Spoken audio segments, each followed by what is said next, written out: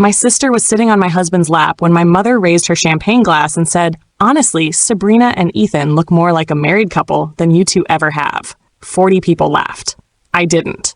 I was standing beneath the string lights in my parents' backyard, holding a glass of sparkling water because I had stopped drinking months earlier for a treatment my family had already decided would never work. My sister Sabrina smiled up at my husband like she had just won something.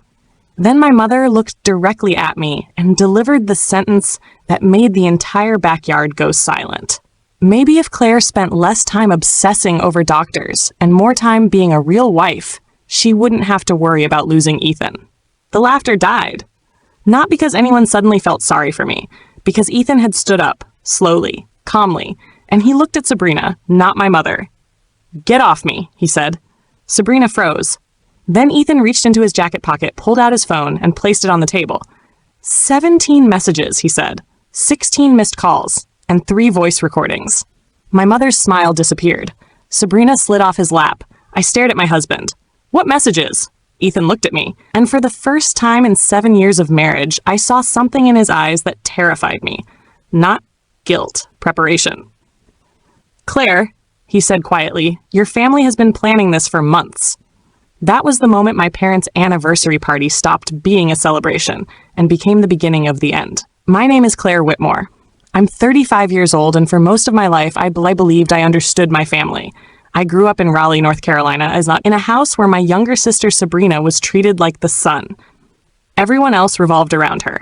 My mother, Mary Ann, had a way of making Sabrina seem fragile, even when she was the person causing the damage. If Sabrina missed an appointment, there was always a reason.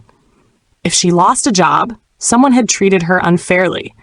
If she borrowed money and never returned it, my mother called it helping family.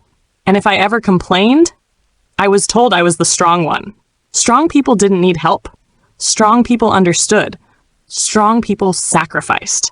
I was 28 when I married Ethan.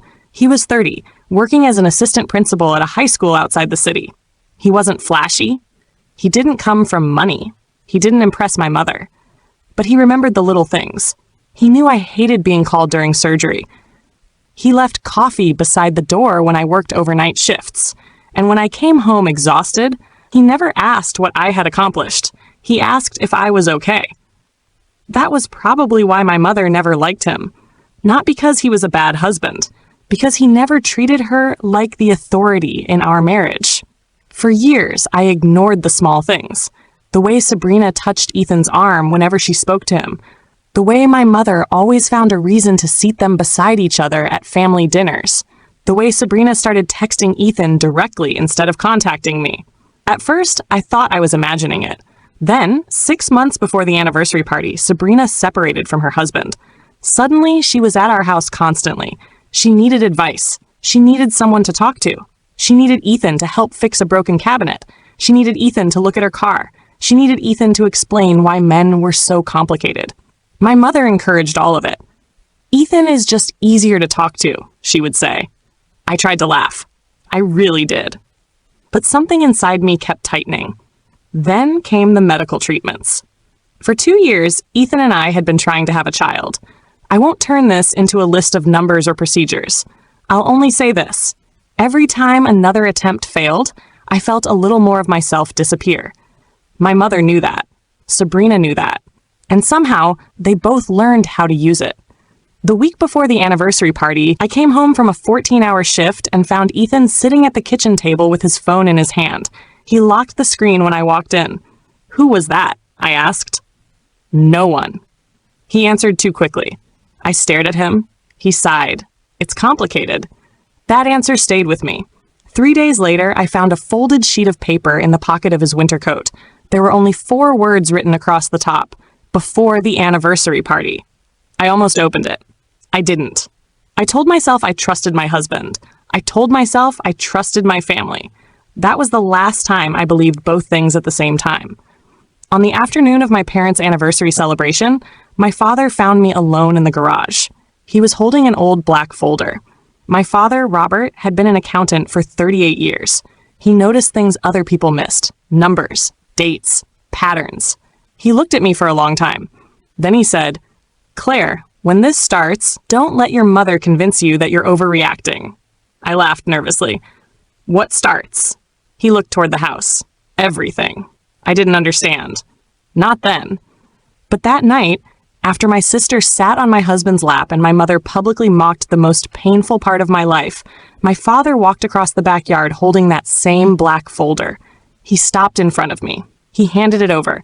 His voice was barely above a whisper. Your husband found one part of the truth. I looked down at the folder. My hands began to shake. My father continued, I found the part your mother has been hiding for 34 years. And when I opened the first page, I realized the anniversary party had never been the real beginning. It had only been the first time my family became careless enough to let me see what they had been doing all along. I stared at the black folder on the kitchen table for almost a full minute before touching it. My father had driven home with us from the anniversary party. He hadn't said much. Neither had Ethan. The silence between the three of us felt heavier than the folder itself. Finally, I opened it. The first page was a timeline. Not a normal timeline. It was a list of dates, family dinners, phone calls, visits from Sabrina, messages between my mother and relatives. My medical appointments, my husband's work schedule. I looked at my father. Why did you write all this down? He didn't answer immediately. Instead, he sat across from me and rubbed both hands over his face because I started noticing patterns. What kind of patterns? He pushed the folder toward me. Read. The first entry was dated October 3rd. Sabrina asks Ethan about Claire's work schedule. The next was November 18th. Marianne tells Aunt Denise that Claire and Ethan are having problems. Then December 7th. Sabrina sends Ethan a message after midnight. I looked up. Why would you know about these? My father lowered his eyes. I didn't know at the time. I turned the page. There were screenshots, messages, emails, notes, and then I saw the first conversation between Sabrina and Ethan. It was from 8 months earlier. Sabrina, I know you're unhappy. You don't have to keep pretending for Claire. I stopped breathing. I scrolled down. Sabrina, she doesn't appreciate what she has. Another message. Mom says you deserve someone who actually wants a family. My hand went numb. I looked at Ethan. Is this real? He nodded. I turned toward him. You knew? I knew about the messages. How long? Since last October. I stood so quickly my chair scraped across the floor. You've known since October? Claire. No. My voice cracked. You let me sit at family dinners with her. You let me stand there while she touched you and flirted with you. You let me think I was imagining everything. I was trying to collect proof. Proof of what? Ethan looked at my father. My father answered, Your mother was trying to destroy your marriage. I laughed. It was a strange sound. Small, empty. You're telling me my mother wanted my sister to steal my husband? No, my father said. He looked at the folder. I'm telling you she wanted your sister to replace you. I sat down again. For several seconds, no one spoke. Then Ethan opened his phone. He scrolled through his messages. I never encouraged her, he said. Not once. I know. No, Claire, you need to see this. He handed me the phone. The first message was from Sabrina. Are you alone? Ethan's reply, why? Her response came 30 seconds later. I miss talking to you. Then, I think about what my life would have been like if I had chosen differently. I felt something cold move through my stomach. The next message was worse. You know, I would never have treated you the way Claire does. I looked at Ethan. What did you say? I told her to stop. Show me? He scrolled. His reply was short. I love my wife. Do not contact me like this again. Sabrina responded with a laughing emoji. Then, you say that now. I stared at the screen. Ethan took the phone back. That was when I realized this wasn't just flirting. What was it? A plan. My father opened another section of the folder. This time, it contained emails from my mother. The first one was addressed to a law firm in downtown Raleigh. The subject line read, Private question regarding separation. I read the email. My mother had written, hypothetically, if a married woman is emotionally unstable after repeated medical disappointments, how difficult would it be for her husband to obtain a divorce? I felt my face grow hot. The next email was worse. What happens if the husband has already developed a relationship with another woman? I looked at Ethan. He was staring at the table.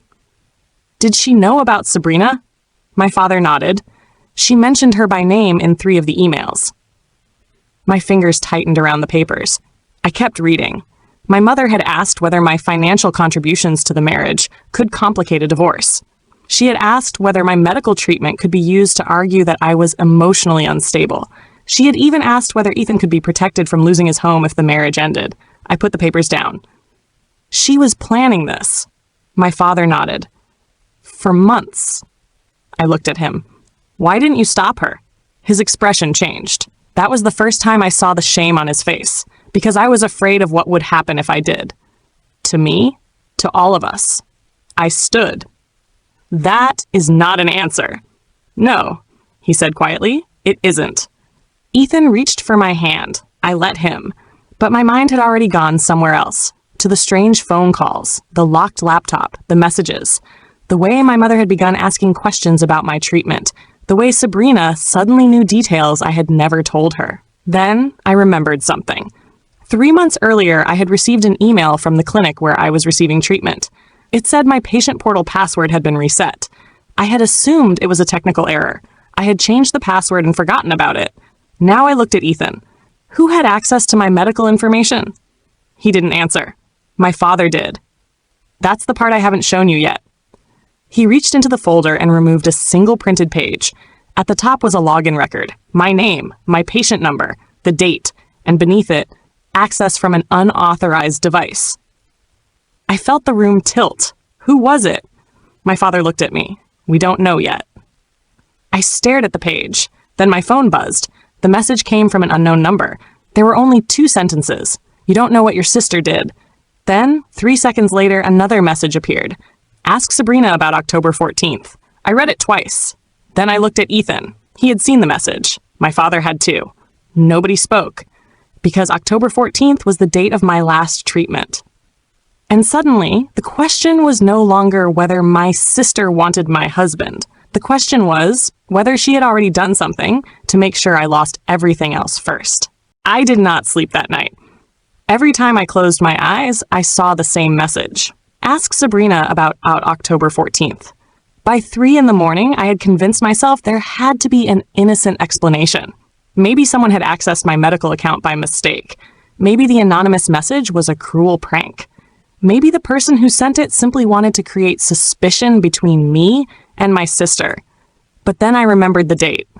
October 14th. The day of my final treatment. The day Ethan had driven me home in silence.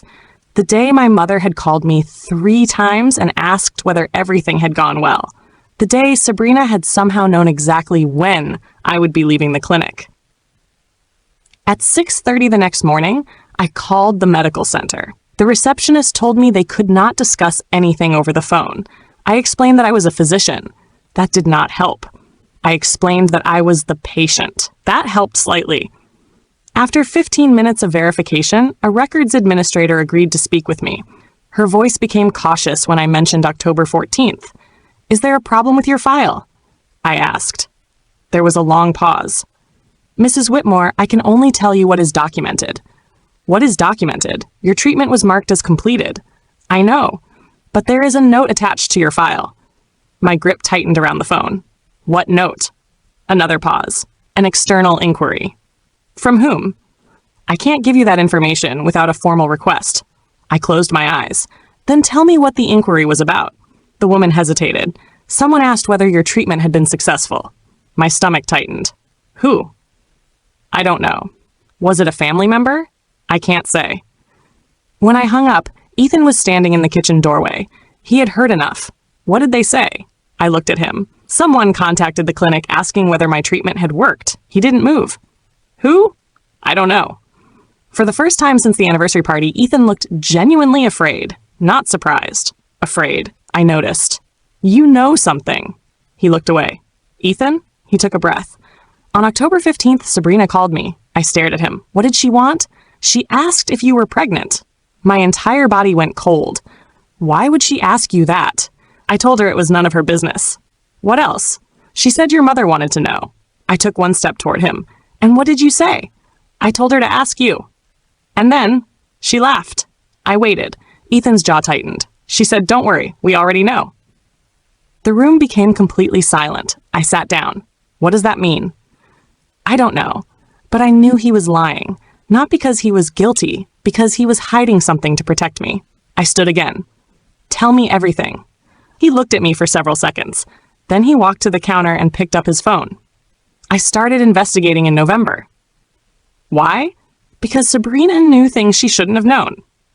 He opened a folder on his phone. There were photographs, screenshots, dates, and one image that made my hands go cold. It was a photograph of the medical center's parking lot, taken on October 14th. There was my car, my license plate clearly visible at Brezhnev, and standing near the entrance was Sabrina. I stared at the picture. Why was she there? I don't know. Did you ask her? Yes. What did she say? That she was meeting a friend. Who? She wouldn't say. I looked closer at the photograph. Sabrina was not standing near the main entrance. She was standing beside the employee parking area, near a side door, a door patients never used. I looked at Ethan. You took this? No. Then who did? He hesitated. My father-in-law. I turned toward the doorway. My father was standing there. He had come into the house without knocking. He looked exhausted. Why were you watching Sabrina? I wasn't. Then why do you have this? He walked to the table and placed another envelope beside the black folder. Because I followed her. I stared at him. You followed my sister? Once? When? October 14th. My heart began pounding. Why? Because she had been asking questions about you. What questions? He looked at me. Where you were going, when your appointments were, whether you were still working nights. I felt sick. And you thought that was suspicious? I thought it was strange. Why didn't you tell me? His eyes dropped. Because I didn't have proof. I almost laughed. Everyone keeps saying that. My father slowly opened the envelope. Inside was a photograph.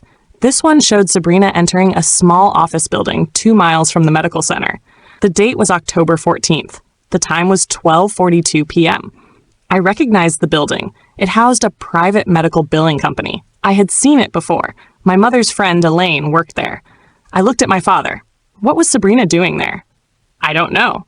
Then find out. My father nodded. I already did. He pulled out a printed email. The sender was a former employee of the billing company. The message was short. I remember Sabrina. She came in asking for information about Claire Whitmore. I read the next line. She said she was family. My hands began shaking. What information? My father looked at me. Your treatment records. I couldn't speak. The email continued. I didn't give her anything. But she was angry. She said her mother had told her she had a right to know. I looked toward Ethan, my mother, my sister. The treatment, the anonymous message. Suddenly, all of it was beginning to connect. But there was still something missing. The person who had sent me the anonymous warning. I opened the message again. The number was still there. I called it. It rang once, twice. Then someone answered. Nobody spoke. Who is this? I asked. Silence. Why did you tell me to ask Sabrina about October 14th? A breath. Then a woman's voice, quiet, shaking. I shouldn't have contacted you. Who are you? Another pause. Then she said, my name is Nora. I sat down slowly. Nora who? I worked at the clinic. My heart stopped. What happened on October 14th? I can't talk about it over the phone. Then tell me where to meet you. She gave me an address, a coffee shop on the other side of town. Then she said one final thing. Don't tell your husband. I looked across the kitchen. Ethan was standing less than 10 feet away. I didn't tell Nora that he was listening. I didn't tell her that my father was there too. I simply asked, why? Her voice dropped to a whisper. Because your sister wasn't alone that day. The call ended. I stared at the phone. Ethan looked at me. Who was with her? I shook my head. I don't know. My father slowly closed the black folder. Then we find out. The next morning, I drove to the coffee shop alone. At least, I thought I was alone. I didn't know that someone had been watching my house since sunrise, and I didn't know that by the time Nora sat down across from me, she would place a single document on the table that would prove the betrayal inside my family was far worse than anyone had imagined. Nora was already sitting in the corner booth when I walked into the coffee shop. She looked younger than I expected. Maybe 30, maybe older. Fear had a way of making people look difficult to place. She kept glancing toward the windows. When I sat down, she didn't greet me. She simply slid a document across the table. Read the last page first, she whispered. I looked at her. Why? Because if you read the first page, you may leave before you understand what happened. I picked up the document. The final page was a security report. At the bottom was a timestamp. October 14th, 1:18 p.m., and beneath it, a name, Sabrina Whitmore. I looked up. What did she do? Nora swallowed. She didn't do it alone. I turned to the first page. It was a visitor log from the medical center. Sabrina's name was written under the visitor section, but the time made no sense. She had signed in at 12:31 p.m. My appointment had been scheduled for 1 I looked at Nora. Why was she there? I don't know exactly. You were working there. I was working in records. Then you must know something. Nora looked down at her coffee. I know enough to be scared. That sentence stayed with me. I leaned forward. Tell me. She looked toward the front window again. Then she lowered her voice. Your sister came in asking for access to your file. My chest tightened. She wasn't authorized. No. Then how did she get inside? Nora hesitated. Someone let her in. Who? Nora didn't answer. I already knew. My mother? Nora's eyes lifted. I never saw your mother inside the building. That wasn't a denial. I turned the page. There was a copy of an internal access report. A patient's file had been opened at 1:18 p.m. The user ID belonged to an employee named Daniel Voss. I recognized the name. Daniel had worked in the clinic's administrative department. He had also attended my parents' anniversary party. He had been sitting at the table behind my mother. I remembered him laughing when Sabrina sat on Ethan's lap. My stomach twisted. Where is he now? Nora's expression changed. Gone. Gone where? He resigned 2 weeks after your treatment. Why? He said he had another job. I stared at the report. Did he? Nora shook her head. He disappeared. I read the next page. It contained a series of access records. My file had been opened 3 times. Once on October 14th, again on October 16th, and a third time on October 22nd. The last access had been made using a different employee account. I looked at Nora. Who? She pointed to the name. Marianne Whitmore, my mother. I couldn't breathe. My mother had never worked at the clinic. She had never been authorized to access my medical information. Yet her name was attached to the record. How? Nora leaned closer. Someone used her credentials. Who? We don't know. Then why are you giving me this? Because I know what happened after. I felt cold. What happened? Nora pulled out her phone. She opened a recording. The audio was muffled. At first, I could hear only background noise. Then a woman's voice. Sabrina. I told you she can't know. My blood ran cold. Another voice answered.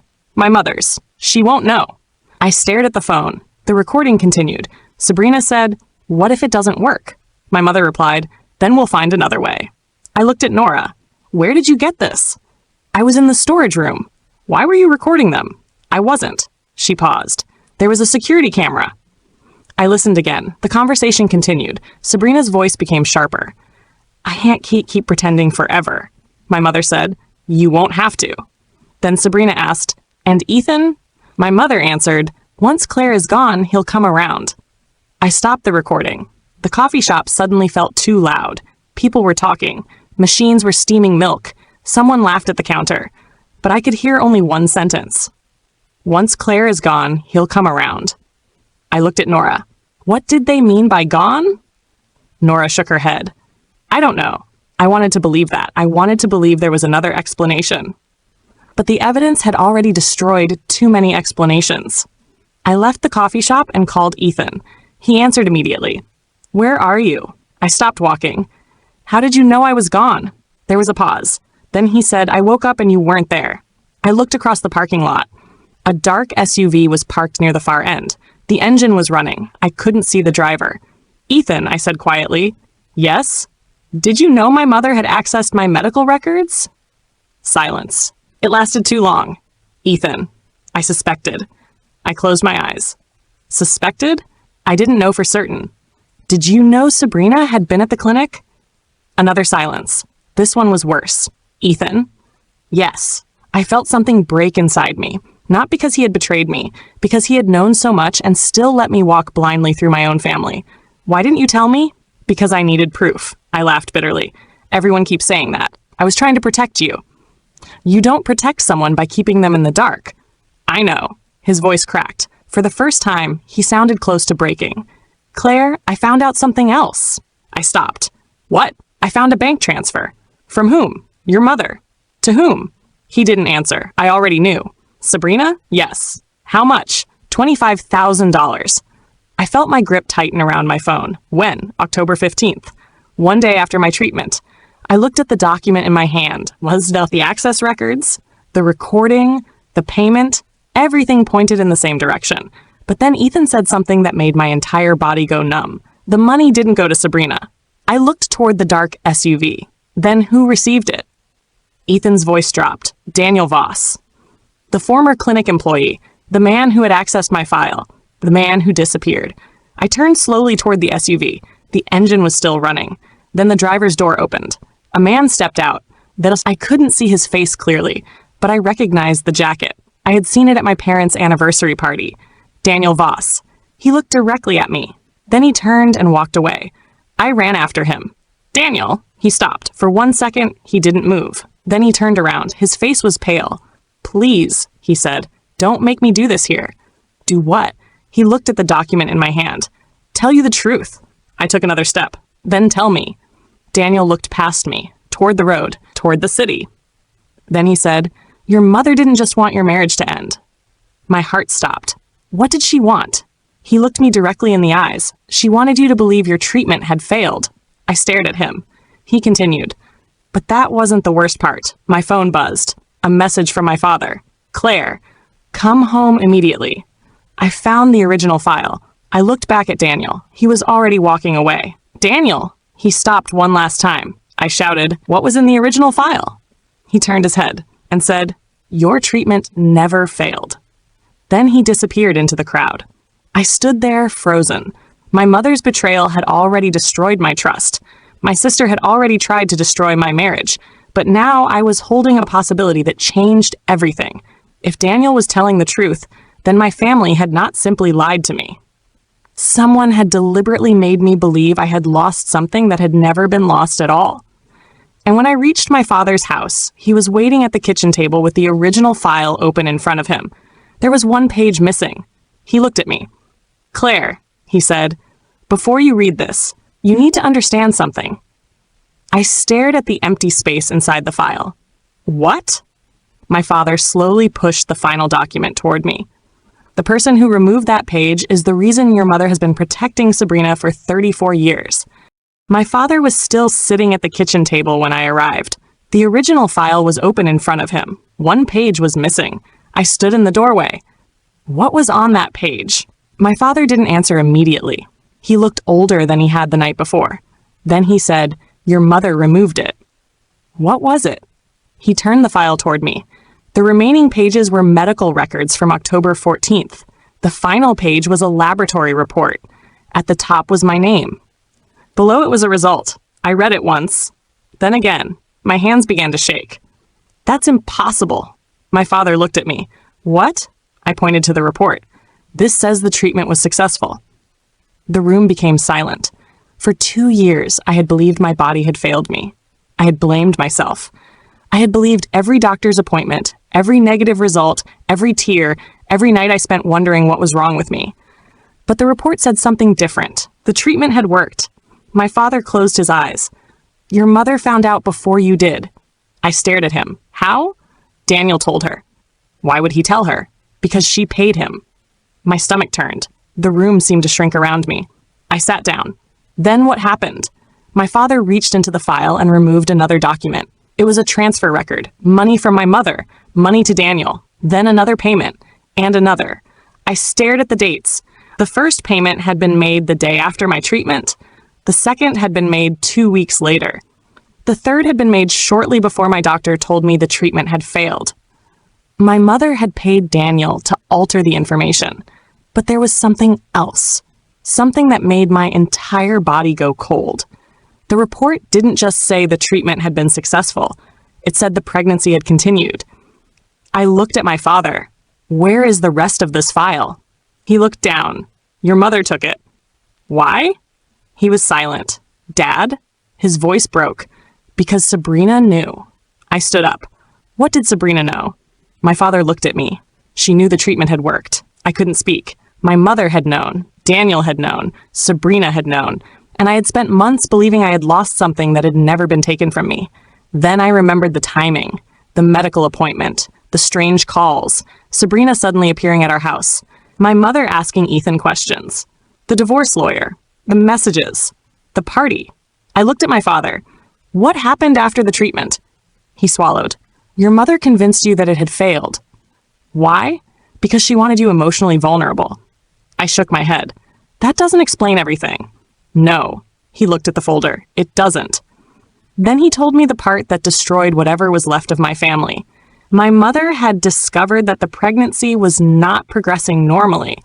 She had learned that I would need additional medical care. She had also learned that Ethan would be away for several weeks because of a professional training program.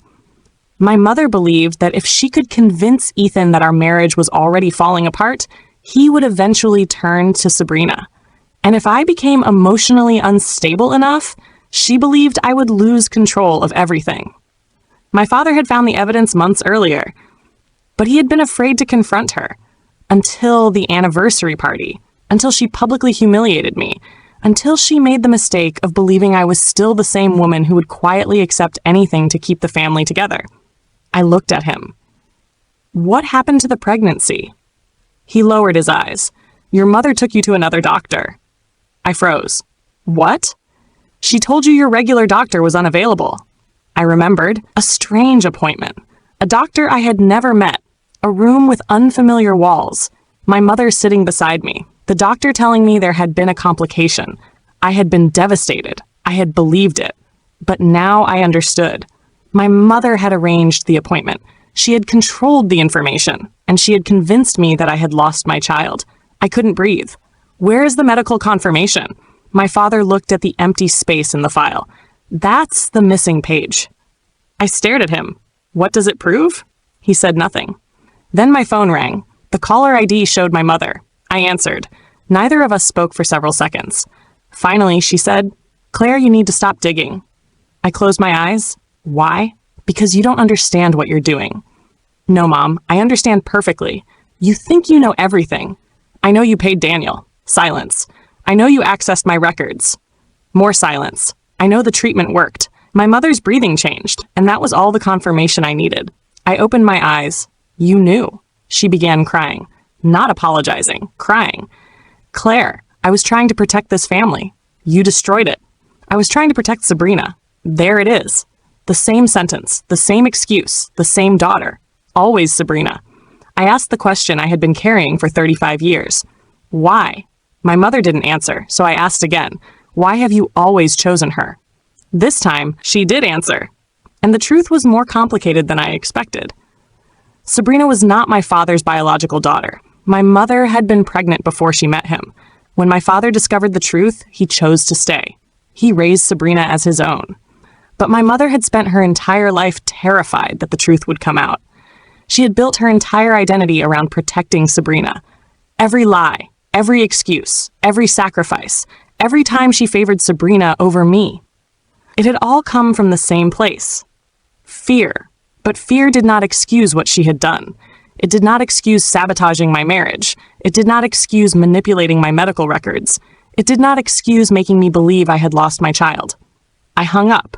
Then I called Ethan. He arrived 20 minutes later. I told him everything. He listened without interrupting. When I finished, he took my hand. I never stopped believing you, he said. I looked at him. I didn't even believe myself. I did. 3 weeks later, the truth came out. Daniel cooperated with the investigation. The medical center opened a formal inquiry. My mother's financial records were turned over. Sabrina's messages were preserved, and the evidence my father had collected was enough to expose the entire plan.